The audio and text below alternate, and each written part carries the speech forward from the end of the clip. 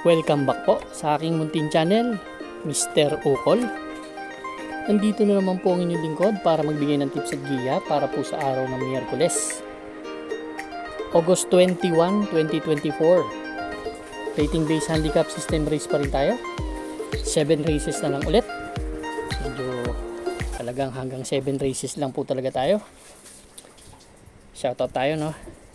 Shoutout kay Mr. Depositor ng Magalang OTB.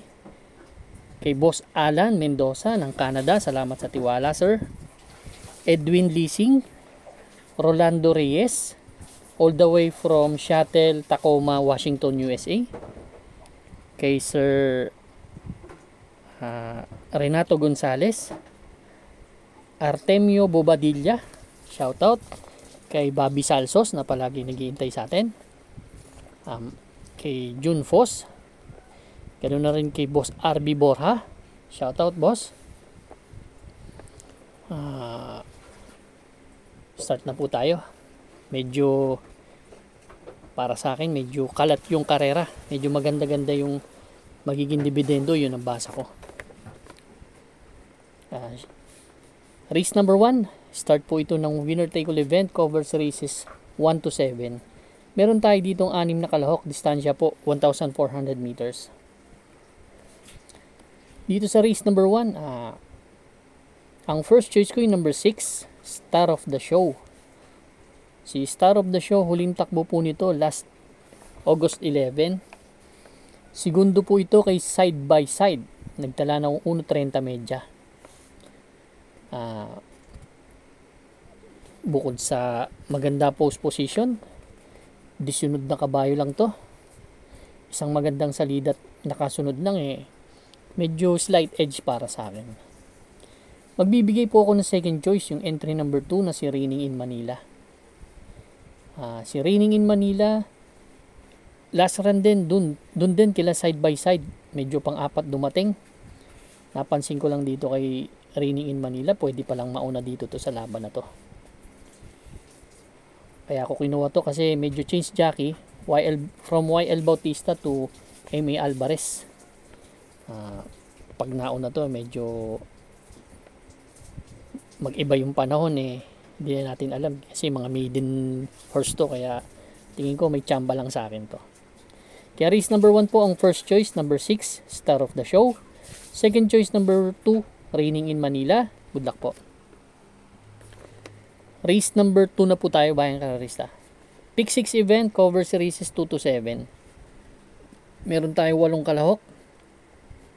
Distansya 1,200 meters. 6 to 10 split itong grupo na to. Ang first choice ko po dito yung entry number 3 na si Glenda's Magic.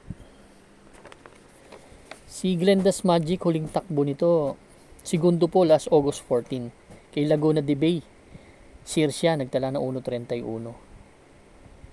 Pero gaya ng sinasabi ko dito kay Glenda's Magic, gustong gusto ko po ito kapag 1,200 meters ang karera. At si J.A. Gusi din ng hinete. Ang best time niyan dito may 1.14.4 yan. Last June 19 nanalo yan kay Lady Office. Ang may Eric kasi na 23 media, 22 media. Sa tingin ko walang mauna. Kaya yun ang basa ko dito sa kabayo na to. Tingin ko siya ang bandera. Second choice ko yung number 7 na si Chef Cat. Si Chef Cat, last run nito segundo kay Everyday Black. Nagtala ng 1.31 sa 1,400 meters. Pero may best time yan last June 19. Si Anyari Tinalo nagtala ng 1:14.6. Itong kabayo kasi nito palagi in the money, palagi sumisigundo. Sa segundo, titimbang ng pangatlo pang-apat. Yun ang yun ang tingin ko sa kabayo na to, medyo maganda kondisyon ngayon.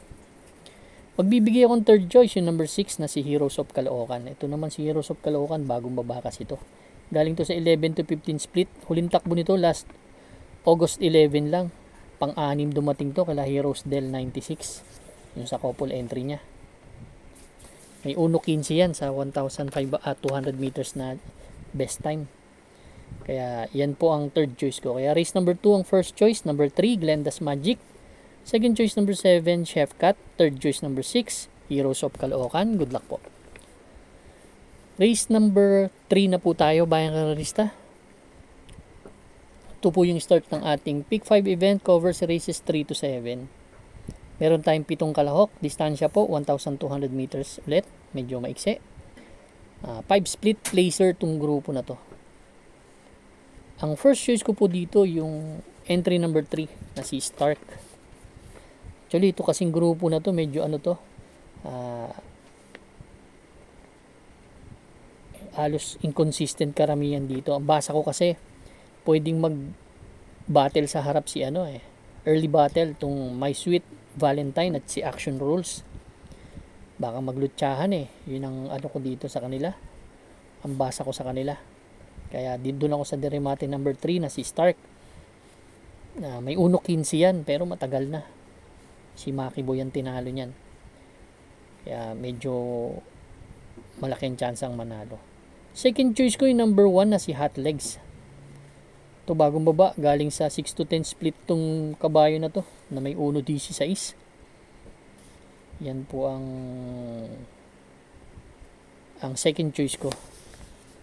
Kung may mga kursunada pa po kayo, pwede kayo magdagdag dito. Yung 6 may panalo rin yan si West Pacol. Pero ako, ang first choice ko, entry number 3, Stark. Second choice number 1, Hot Legs. Good luck po. Race number 4 na po tayo, bayang karerista. Pick 4 event, covers races 4 to 7. Meron tayong 6 entries dito, 1,200 meters na distansya. 5 split non-placer naman tong grupo na to. Medyo mababa ng grupo kaysa dun sa race number 3.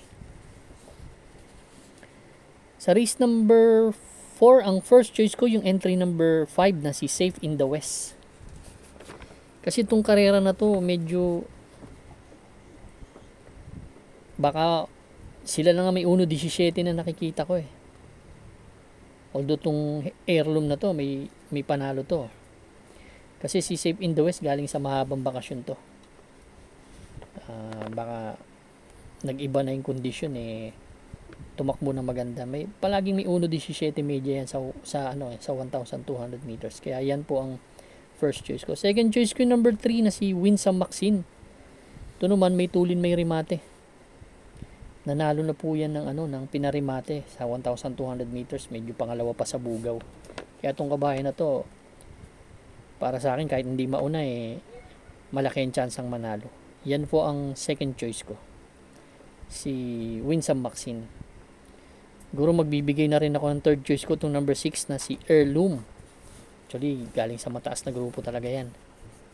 Di ko lang alam kung maganda yung condition pero isasama ko po yan. Galing sa mataas na grupo. Race number 4 ang first choice, number 5 Safe in the West. Second choice number 3 Winsome Maxine. Third choice number 6 Heirloom. Good luck po.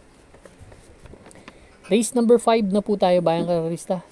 Last extra double and last daily double plus 1 natin. Distansya po 1,200 meters. 6 to 10 split itong grupo na to. First choice ko po, entry number 1 na si Golden 8. Actually, si Golden 8 may magandang takbo to. Segundo to kay Lucky Triple Tour. Yung last run nito last August 2. Pero may 1.15 yan sa 1,200 meters. Malaking kabayo. Maganda yung post position. Gusto ko yung post position number 1 kasi malaking kabayo yan. Hindi matatapalan yan tingin ko. Tsaka mas mabilis siya dun sa katabi niya. Yan po ang first choice ko. Magbibigay ako ng second choice yung number 7. Ito long shot ko, yung Smiling Lady. Kasi medyo naglaban na po yan dati. Medyo pag nauna si Smiling Lady po kasi matapang sa laban. Kaya tingin ko may panalo sa akin yan. Si Smiling Lady. Kaya race number 5. Ang first choice ko, entry number 1, Golden 8. Second choice number 7, Smiling Lady. Good luck po. Sensya na po kayo, medyo maingay aso namin. Race number 6 na po tayo, bayang karerista. The penultimate race. Meron tayong 8 kalahok. Distansya po, another 1,200 meters. 11 to 15 split naman itong grupo na to. First choice ko yung entry number 5 na si I Tell You. Si I Tell You, huling takbo last August 11. Tercero dumating to kala Heroes Del 96 potential. May 128.6 na tinala. From MR Elios. Ngayon kay MA Alvarez na. May tempo yan na 114.8 po sa 1,200 meters, no? Kaya hindi problemang maiksing distansya dyan. Nanalo po yan last July 10. Si MA Alvarez na nagpanalo. Tinalo niya si Comeback Stronger.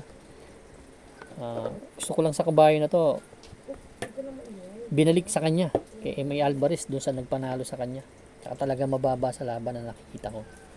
Yan ang first choice ko. Magbibigay po akong second choice dito, yung entry number 6 na si Tenacity. Si Tenacity naman, huling bagong baba, 16 to 21 ang tinakbo. Last August 10.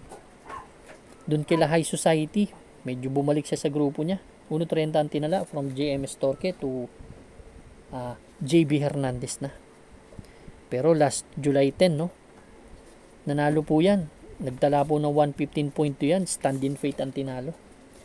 Tingin ko siya po ang bandera dito sa laban na to. Yun ang basa ko dito. Although marami talagang matulin. Nandito si Time Traveler. Pero tingin ko hindi naman ganun katulin yan. Pero pag pinilit, pwede. Nakita ko pa rin isang matulin yung Srinagar. Pero yung Tenacity, medyo pag nauna, mahusay din eh. Kaya yan po ang second choice ko. Kung may mga kursunada pa po kayo dito sa laban na to, dagdag na lang po. Idagdag nyo na lang po. Kaya race number 6 ang first choice ko. Number 5, I Tell You. Second choice number 6, Tenacity. Good luck po. Race number 7 na po tayo, bayang kararista. Last and final race for today. Meron tayong 7 entries dito. 9 entries. 1,400 meters na distansya, 6 to 10 split. Paratingan ang ating winner take all event. Pick 6, pick 5, pick 4, last extra double and last daily double plus 1. Dito sa last race, no, medyo karamihan dito, medyo hindi pa nananalo ulit. Ang very recent lang nananalo dito si yung Lucky Triple 2. Pero tingin ko naman medyo parang umakyat ng grupo. Nakikita ko kasi scenario dito, pwedeng maglutsahan si Joe X Machina at si Sanmon Lake. Nakita ko si Lucky Triple 2. Kaya ang gustong gusto ko dito yung entry number 4, si Bonnie Avenue. Si Bonnie Avenue kasi very consistent dun sa tinatakbo niya. Huling takbo nga nito, segundo yan kay Monument, inabot yan. Nagtala ng 1.30. From AP Nabarosa to AB Serios. Actually, tingin ko gustong manalo ni Boss JC to si AB Serios kay Bonnie Avenue. Actually, napanalo na to ni MR Elios. Napanalo na to ni LF De Jesus.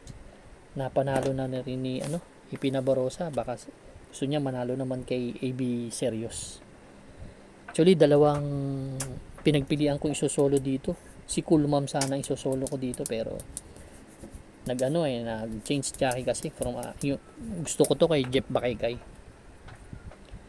Kaya kung may gusto nyo idagdag, para sa akin yung 5. Pero ako susuluhin ko po entry number 4, kabayo ni Boss JC, Bonnie Avenue.